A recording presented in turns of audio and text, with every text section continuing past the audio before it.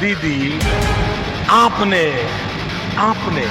2005 में जो पार्लियामेंट में बोला कि आपका भाई आज वही बोल रहा है, वही बोल रहा है, और आप मुझे रस्सा बांध करके जेल में डालने की बात कर रही हो। ये कैसा न्याय है दीदी? ये न्याय ठीक नहीं। दीदी डरी हुई है, बौखलाई हुई है। अरे दीदी, आप बंगाल की ही नहीं, आप तो पूरे भारत की बेटी हैं। दीदी, हार आपके सामने है। मैं बंगाल की जनता के लिए जो भी योजनाएं लाता हूं, यहां की सरकार उसे यहां लागू ही नहीं होने देती। टीएमसी की गुंडागिर्दी अब बहुत दिन चलने वाली नहीं है।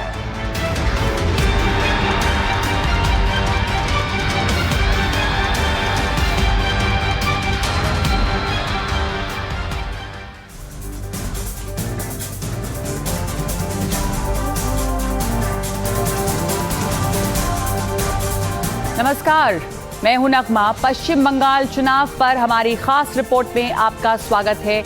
इसे हमने नाम दिया है कॉर्बो लॉर्बो जीतपोर। ये कहानी है चुनाव में बीजेपी की संभावनाओं पर। पश्चिम बंगाल के इतिहास में पहली बार कहा जा रहा है कि बीजेपी को बहुमत मिल सकता है। ऐसा किस आधार पर कहा जा रहा है, हमने समझने की कोशिश की है। आप भी हमारे साथ देखिए और समझिए।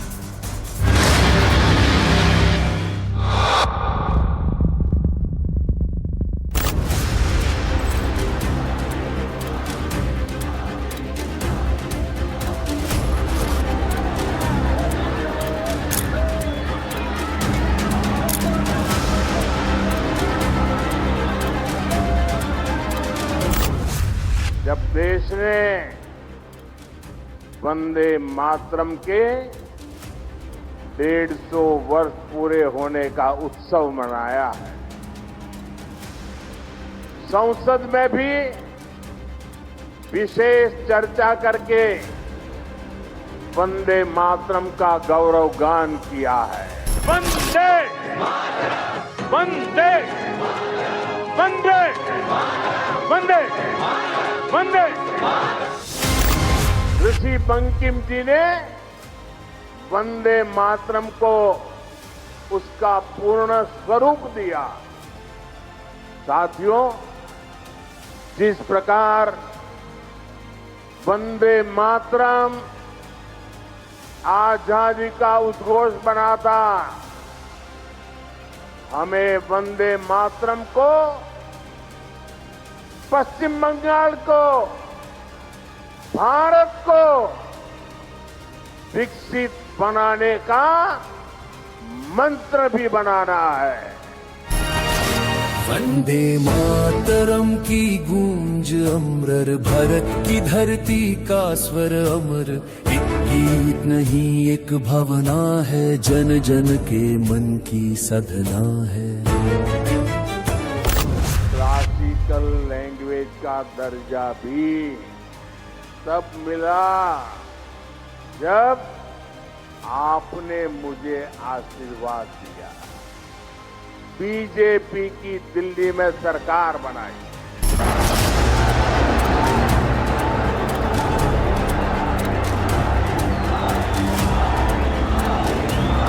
बीजेपी के सरकार के प्रयासों से ही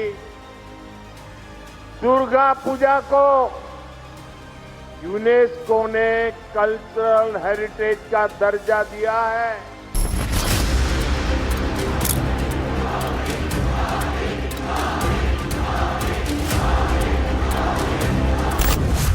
मोदी है जिसको बंगाल के लिए इतना प्यार है, समर्पण है, तब होता है।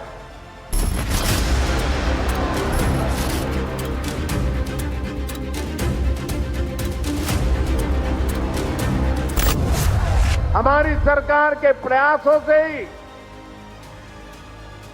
गुरुदेव रविन्द्रनाथ टैगोर के शांति निकेतन को विश्व धरोहर का दर्जा मिला।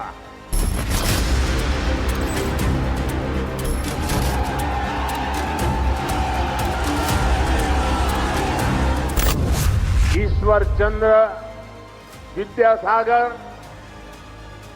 राजा राम मोहन राय और स्वामी विवेकानंद, इन महापुरुषों की जन्म जयंतियों से जुड़े अहम पड़ावों को नेशनल लेवल पर मनाने का सौभाग्य भी हमारी सरकार को ही मिला है।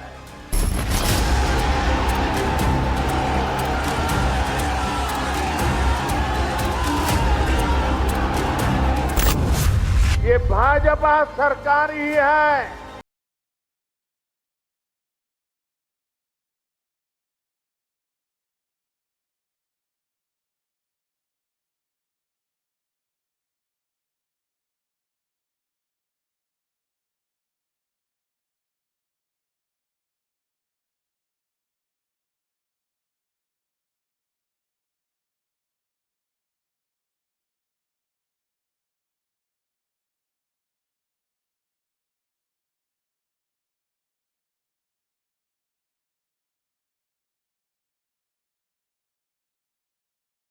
नाम पर द्वीप का नाम रखा गया।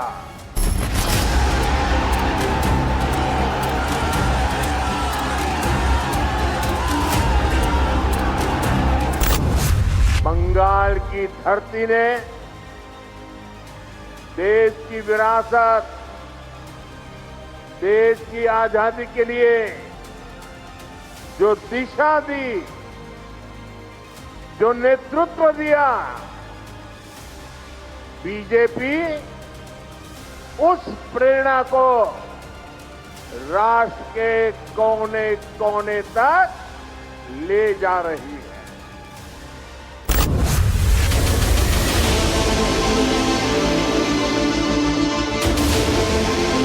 बंकिम चंद्र चटर्जी,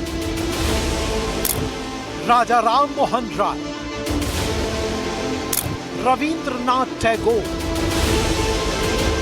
स्वामी विवेकानंद, रामकृष्ण परमहंस, सुभाष चंद्र बोस और वंदे मातरम को राष्ट्रीय गीत के सम्मान तक हर बंगाली पहचान को सम्मान दिलाने का दावा बीजेपी करती है।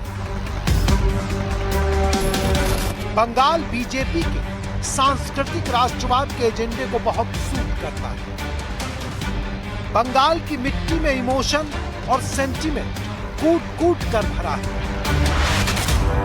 जो बीजेपी की राष्ट्रवादी पॉलिटिक्स की खास पहचान है। आधुनिक भारत में जिसके जनक बंकिम चंद्र चटर्जी माने जाते हैं।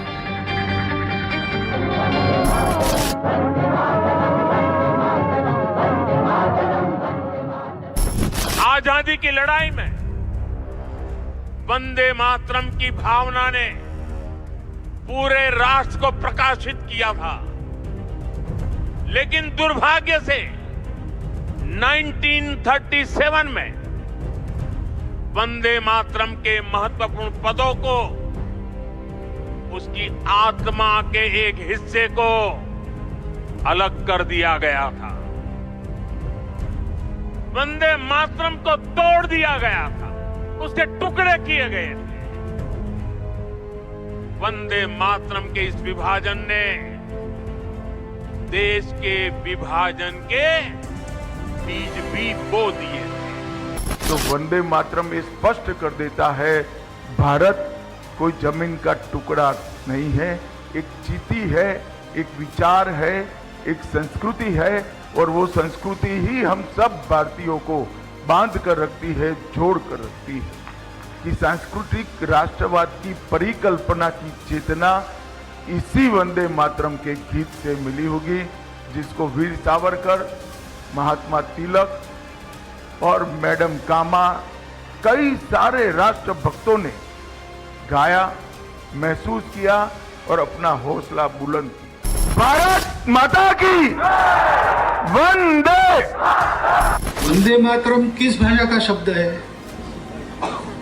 संस्कृत है क्या? हिंदी है क्या? मराठी है क्या? किस भाषा का शब्द है? हिमालय से कन्याकुमारी तक और कच्छ से कामरूप तक वंदे मातरम सबको समझ में इसलिए आता है, वो भारत की हृदय भाषा का शब्द है।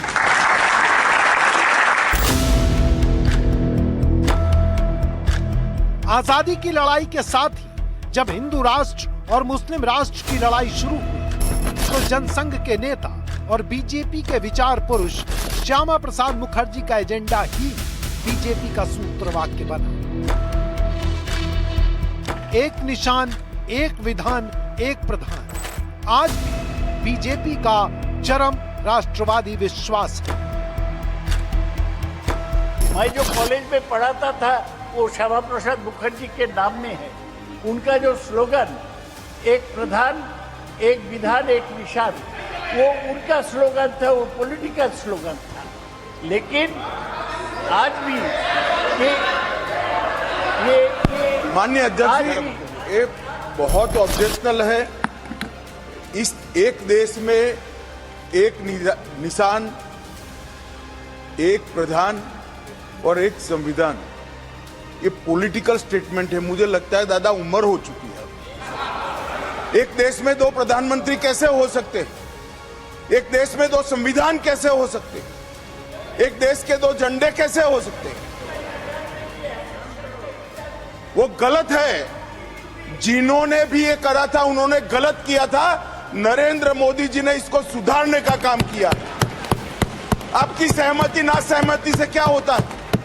पूरा देश चाहता था। और ये चुनावी नारा नहीं है, हम 1950 से कह रहे थे एक देश में एक निशान, एक विधान और एक प्रधान होना चाहिए, दो नहीं चलेंगे, और हमने कर भी दिया।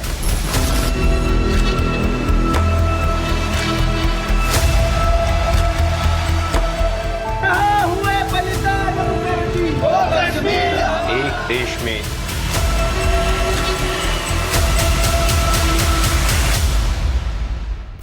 श्यामा प्रसाद मुखर्जी भारतीय जनता पार्टी के 3 प्रमुख एजेंडों, पहला धारा 370 कानून, दूसरा कॉमन सिविल कोड और तीसरा राम मंदिर के सूत्रधारों में से एक। श्यामा प्रसाद मुखर्जी ने कश्मीर में प्रवेश के लिए परमिट का विरोध प्राणों की बाजी लगाकर किया। भारत में घुसपैठ का विरोध भी इसी संवेदना का एडवांस है, जो कि पश्चिम बंगाल में बीजेपी का बड़ा चुनावी एजेंडा है।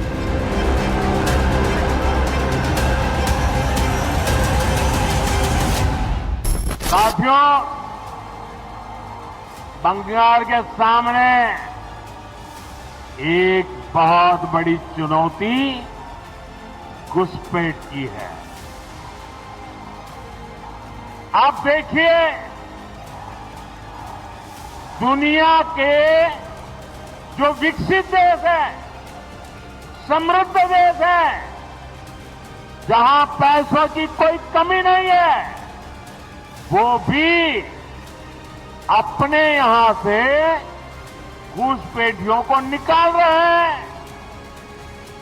पश्चिम बंगाल में भी बहुत जरूरी है कि घुसपैठियों को बाहर किया जाए। ये घुसपैठियों को बाहर निकालना चाहिए कि नहीं निकालना चाहिए? बंगाल में राजनीतिक विजय के लिए बीजेपी ने भय से मुक्ति को अपना सूत्रवाक्य बनाया है। उन्होंने बांग्लादेश से होने वाली घुसपैठ को सामान्य बंगाली की सुरक्षा से जोड़ दिया। मां, बहन, बेटी, घर, संपत्ति की असुरक्षा से जोड़ दिया है, दंगे से जोड़ दिया।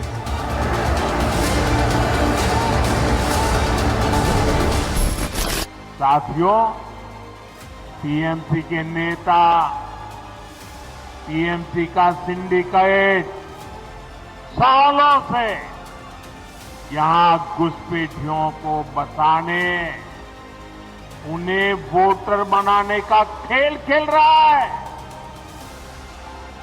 जो घुसपैठिए हैं, वो गरीब का हक छीनते हैं, नौजवानों का काम छीनते हैं, बहनों बेटियों पर अत्याचार करते हैं और देश में आतंक और अन्य अपराधों को बढ़ावा दे रहे हैं। प्रधानमंत्री नरेंद्र मोदी ने जब 15 अगस्त 2025 देश के डेमोग्राफिक असंतुलन की बात कही तो शायद किसी ने ये नहीं सोचा होगा कि उसका विस्तार 2026 पश्चिम बंगाल में होने वाले विधानसभा चुनावों तक होगा। लेकिन जब चुनाव शुरू हुए तो डेमोग्राफिक असंतुलन बड़ा चुनावी मुद्दा बनकर उभरा। साथियों, पश्चिम बंगाल के अनेक क्षेत्रों में आबादी का संतुलन भी बिगड़ रहा है। यहां के लोग मुझे बताते हैं कि कई जगह तो बोलचाल भी बदलने लगी है। कई जगह भाषा और बोली में फर्क आ रहा है। घुसपैठियों की आबादी बढ़ने से बीते वर्षों में मालदा, मुर्शिदाबाद सहित पश्चिम बंगाल के अनेक क्षेत्रों में दंगे भी बढ़ने लगे हैं। आपको घुसपैठियों और यहां के सत्ताधारी लोगों के इस गठजोड़ को तोड़ना ही होगा। मैं आपको विश्वास दिलाता हूं, भाजपा सरकार बनते ही घुसपैठ और घुसपैठियों पर बड़ा एक्शन लिया जाएगा। जहां एक तरफ बांग्लादेशी घुसपैठियों को खतरा बताया गया, वहीं लगे हाथ सीएए के खिलाफ तैयार किए गए राजनीतिक भय को भी काउंटर किया गया। जो हमारे शरणार्थी है,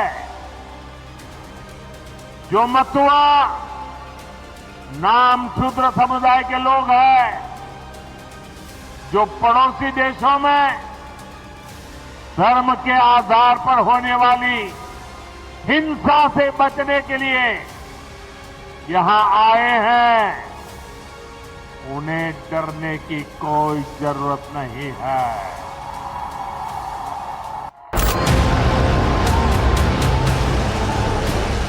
बंगाल के लोग प्रधानमंत्री की ये बात समझ सके और उनकी गारंटी का महत्व जान सके, इसके लिए मंच के नीचे जमीन पर बीजेपी का झंडा उठाने वाले नेता खुली जुबान अर्थ समझा रहे हैं।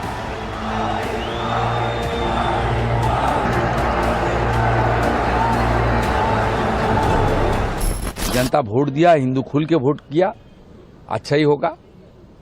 वो आंकड़ा इधर उधर 2-4 हो सकता है, लेकिन सरकार बनाने के लिए जो नंबर जरूरत है 148, उससे ज्यादा सीट ही आएगा। हिंदू के वोट से सत्ता के लिए जरूरी बहुमत का रिश्ता ही बंगाल में बीजेपी के चुनाव के प्रचार और प्रयास का सार है।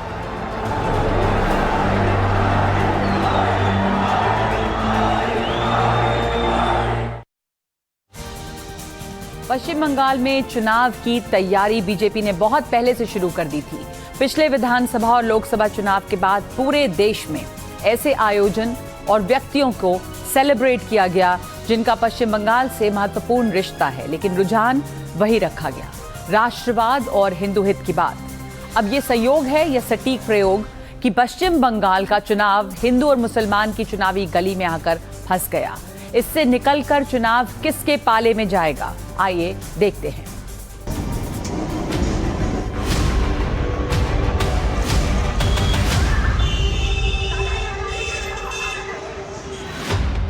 हरिप्रद भारती उर्फ मास्टर मोशाय 1980 से 1982 तक पश्चिम बंगाल में बीजेपी के पहले अध्यक्ष रहे। उसके बाद विष्णुकांत शास्त्री, सुकुमार बनर्जी, तपन सिखदेव, असीम कुमार घोष, तथागत रॉय, सुकुमार बनर्जी, सत्यव्रत मुखर्जी, राहुल सिन्हा, दिलीप घोष, सुकांत मजूमदार, समीक भट्टाचार्य पश्चिम बंगाल में बीजेपी के अध्यक्ष बने।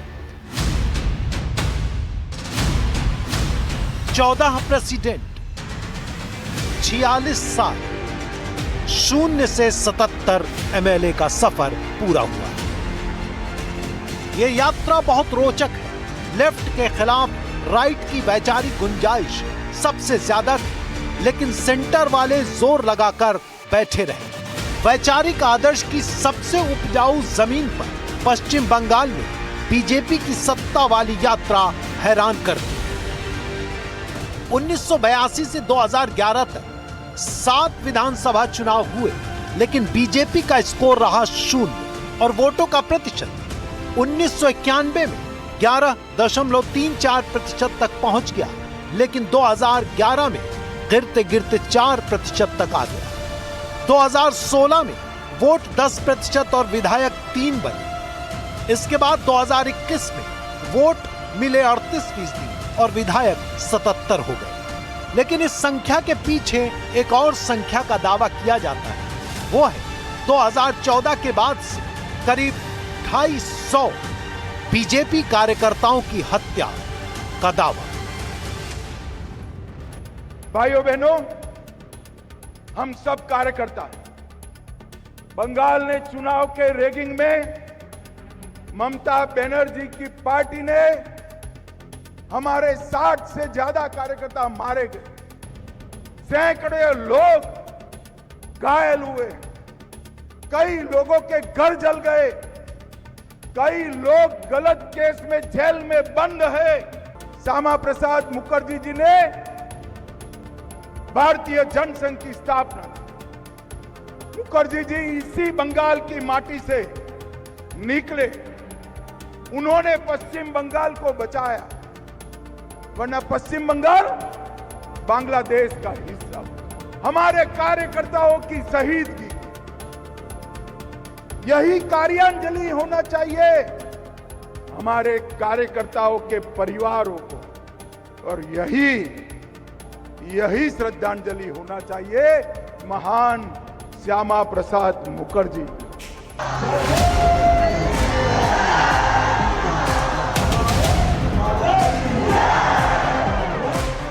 अब देखिए, अमित शाह अपने कार्यकर्ताओं के सम्मेलन पीपल कनेक्ट के लिए श्यामा प्रसाद मुखर्जी, बंकिम चंद्र चटर्जी और वंदे मातरम की मूल बंगाली भावना का सटीक इस्तेमाल कर रहे हैं। मतलब चुनाव में बीजेपी ने बंगाली गौरव, बंगाली भद्रलोक, बंगाली संस्कृति के सेंटीमेंट खूब बढ़ा चढ़ाकर वोटर के बीच परोसा। ये दिखाया गया कि बीजेपी ही बांग्ला गौरव की योग्य संरक्षक है। बीजेपी की तो जड़ें बंगाल से जुड़ी। अब इसके बाद जो दूसरा सबसे बड़ा प्रयोग बीजेपी की चुनावी रणनीति में देखने को मिला, वो था भय नहीं भरोसा। एक को पकड़ कर जेल। पूरे चुनाव प्रचार में केंद्रीय गृह मंत्री अमित शाह और नरेंद्र मोदी ने भय के विनाश का दावा किया। बीजेपी ने प्रचार किया कि ममता बनर्जी की पार्टी और कार्यकर्ता गुंडे हैं। बंगाल का आम वोटर उनके डर की वजह से ममता बनर्जी को वोट देता है। अब डरने की जरूरत नहीं है। 4 मई के बाद भी केंद्रीय फोर्सेस बंगाल में बनी रहेंगी, ताकि बीजेपी को वोट देने वाले किसी हिंसा का शिकार न हो। मतलब भयमुक्त होकर वोट करें। 4 मई के बाद तृणमूल के कथित गुंडों को चुन चुन कर जेल भेजा जाएगा। जब रिकॉर्ड 92.88% वोट पड़ा, तो बीजेपी ने इसे ऐसे प्रचारित किया मानो ये भय मुक्ति का वोट है। सुरक्षा की गारंटी में एंटी ममता वोटिंग हुई है। हम भाजपा वाले तेरे हमलों से नहीं डरते, और मैं आज कहकर जाता हूं, इस चुनाव में ममता का एक भी गुंडा आपको उंगली नहीं लगा पाएगा, नहीं लगा पाएगा। और ममता के गुंडे भी सुन ले, 5 तारीख के बाद भारतीय जनता पार्टी की सरकार आने वाली है। घर में बने रहना 23 को, नहीं तो 5 के बाद उल्टा लटका कर सीधा करने का काम। बंगाल में कानून का असली राज 4 मई के बाद शुरू होगा।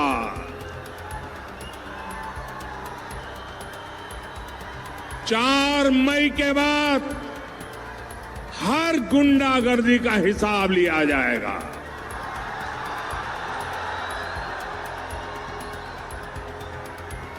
चुन चुन करके हिसाब लिया जाएगा।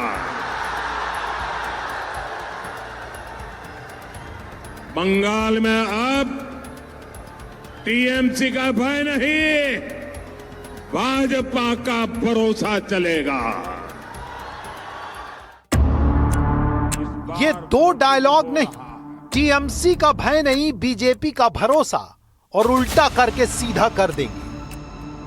ये 2 डायलॉग नहीं, पश्चिम बंगाल में बीजेपी की पूरी स्ट्रेटजी है। डर के आगे जीत है कि लाइन पर आगे चलते हुए बीजेपी ने अपने परंपरागत एजेंडे राम मंदिर को भी पश्चिम बंगाल चुनाव में इस्तेमाल किया था। जय श्री राम। हर कार्यकर्ता सम्मेलन से पहले जय श्री राम की हुंकार भरी जाती। जय के संकल्प की मुट्ठी भींच कर बोलिए जय श्री राम, जय जय श्री राम।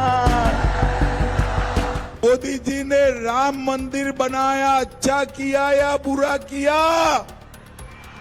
अरे जोर से बोलो, अच्छा किया या बुरा किया? भाइयों बहनों, मोदी जी ने 550 साल के बाद यहां पर राम मंदिर बनाया। और ये ममता दीदी अपने चेले चपाटे हुमायूं कबीर से बाबरी मस्जिद बनवाना चाहती है। ममता दीदी कान खोल कर सुन लो, बंगाल भारत की भूमि में है। जब तक एक भी भाजपा का कार्यकर्ता जिंदा है, हम बाबरी मस्जिद नहीं बनने देंगे, नहीं।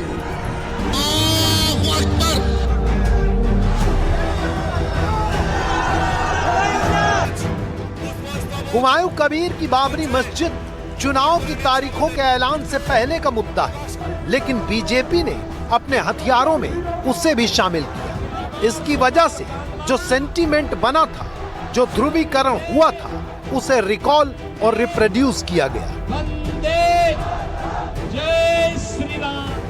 इसकी वजह से बहुसंख्यक बंगाली हिंदुओं में असुरक्षा का बड़ा चित्र बना। सबको लगा कि हिंदुओं के खिलाफ लगातार अटैक जारी है, अब तो खड़ा होना ही पड़ेगा, वरना तो देर हो जाएगी।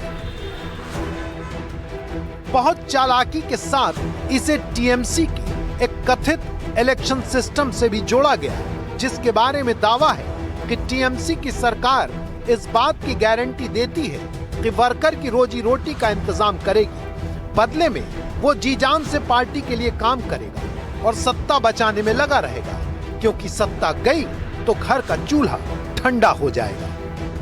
शुभेंदु अधिकारी को ध्यान से सुनिए। तो पॉलिटिक्स को तो ये लोग प्रोफेशन बना दिया ना।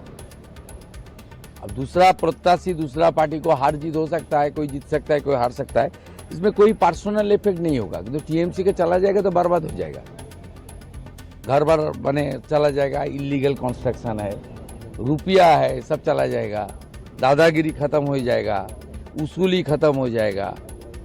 अपने लिए 2 कार, बीवी के लिए 2 कार, बच्चा को स्कूल छोड़ने के लिए 3 कार।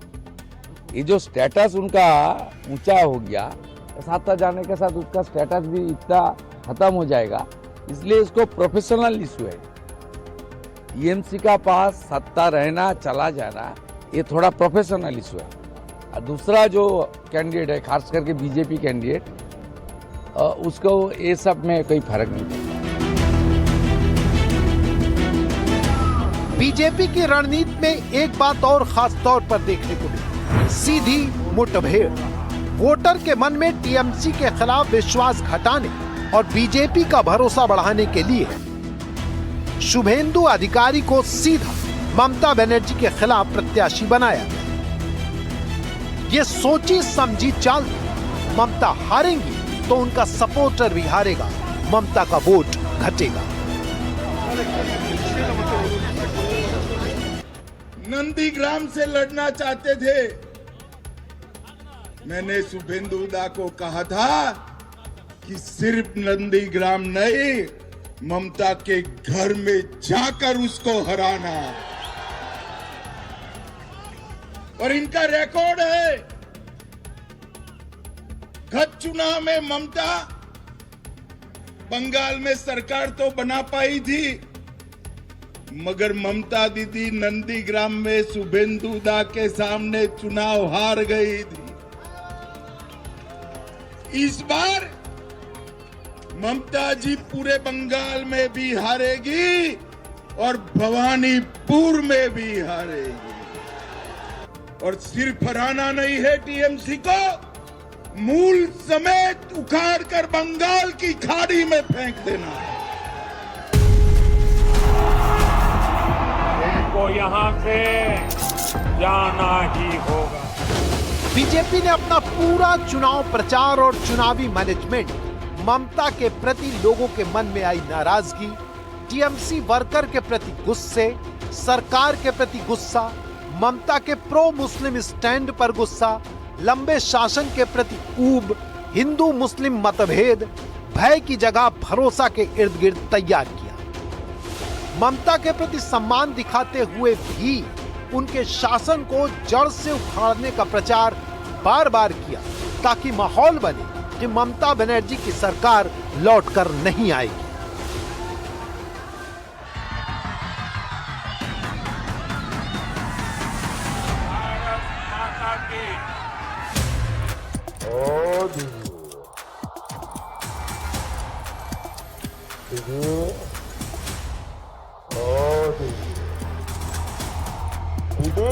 आपने बंगाल के लोगों का दिल। दीदी टाटा बाय बाय,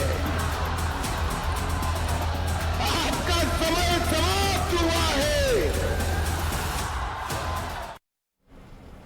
तो पश्चिम बंगाल में दीदी को टाटा बाय बाय करने के लिए बीजेपी ने चरणबद्ध तरीके से काम किया। ग्राम पंचायत से लेकर शहर के मोहल्ले तक अपनी रणनीति तैयार की। हर जगह और हर स्तर पर इस जगह का खास ख्याल रखा गया कि ममता का अपमान न हो, लेकिन उनके प्रति नाराजगी का भी पूरा सम्मान हो सके।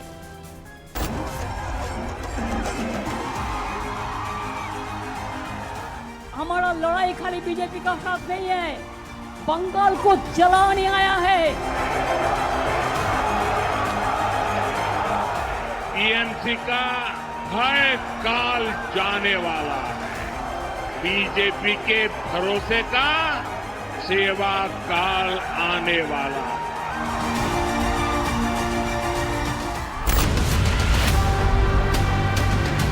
ममता बनर्जी की राजनीति में हर वो एलिमेंट मिलता है जिसकी जरूरत एक लॉयल वोटर को होती है। इसे काउंटर करने के लिए बीजेपी ने बहुत सटीक और मल्टी लेयर प्लानिंग की थी।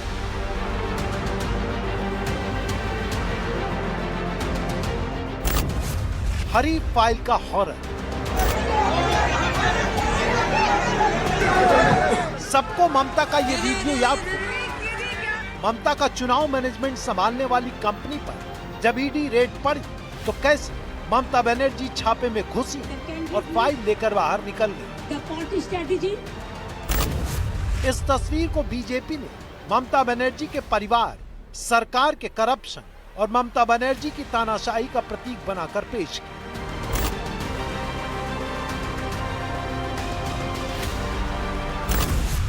राजभवन की जंग। कोलकाता राजभवन और सरकार के बीच चले संग्राम की तस्वीरें सबको याद है। इसके जरिए बीजेपी ने साबित किया कि ममता बनर्जी को संविधान पर भरोसा नहीं है, उनकी कार्यशैली नक्सलियों के जैसी है। इसकी वजह से एंटी लेफ्ट वोट ममता के प्रति शंका से भर गए। मदीना या काली? ममता की सांसद सयोनी घोष जब सर्वधर्म संभाव के लिए दिल में मदीना वाला गाना गा रही थी, तो योगी ने उनको काली के धर्म संकट में फंसा दिया। रणनीति बदलनी पड़ी, हनुमान चालीसा गानी पड़ी। इसे बीजेपी ने ममता बनर्जी के डिफेंसिव हो जाने की तरह इस्तेमाल किया। वोटर वाली ट्रेन।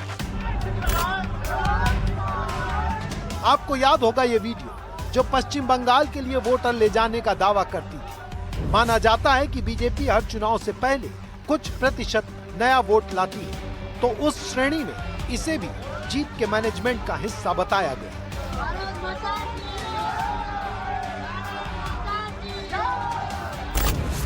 नितिन नवीन। पश्चिम बंगाल में पार्टी के साथ भद्रलोक और कायस्थ बोर्ड को जोड़ने के लिए बीजेपी के नए अध्यक्ष नितिन नवीन का भी बेहतर इस्तेमाल किया गया। Multi layer planning.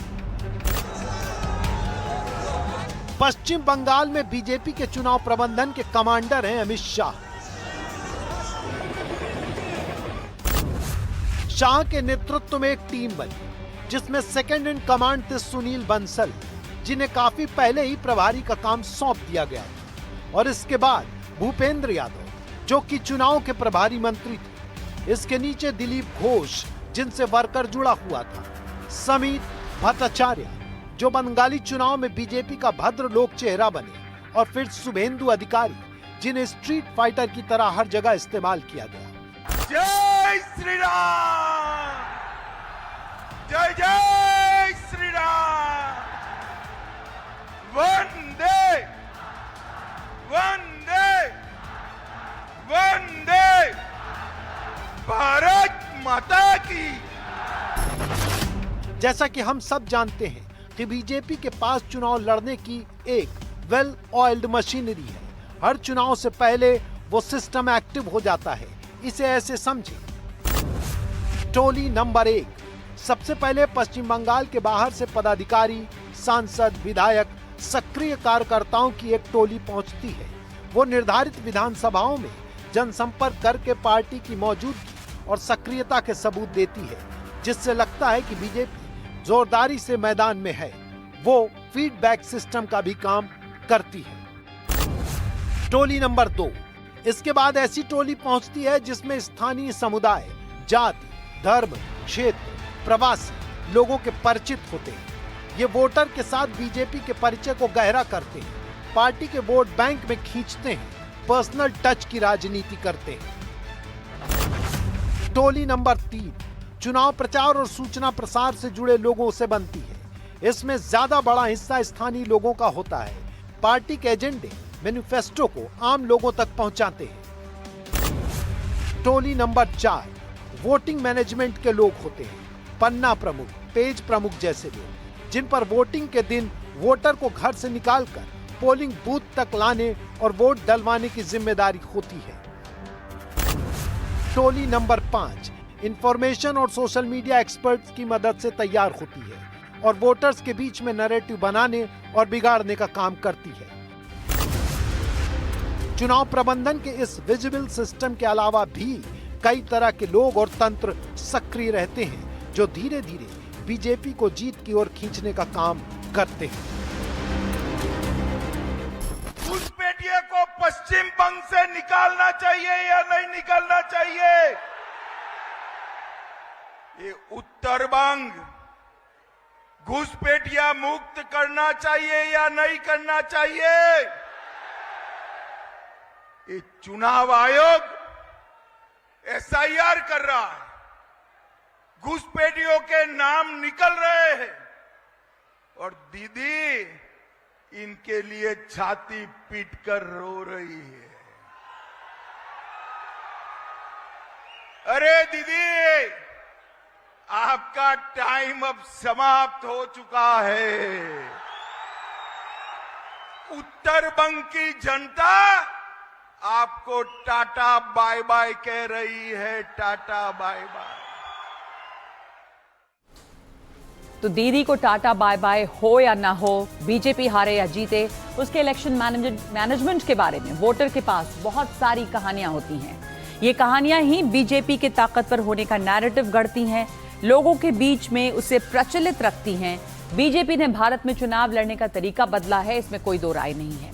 100 में 95 बार वो कहकर चुनाव जीत लेते हैं। पश्चिम बंगाल में बीजेपी की कहानियां वोटर को कितनी अच्छी लगती हैं, इसका पता 4 तारीख को लगेगा। तब तक के लिए इस कार्यक्रम में इतना ही।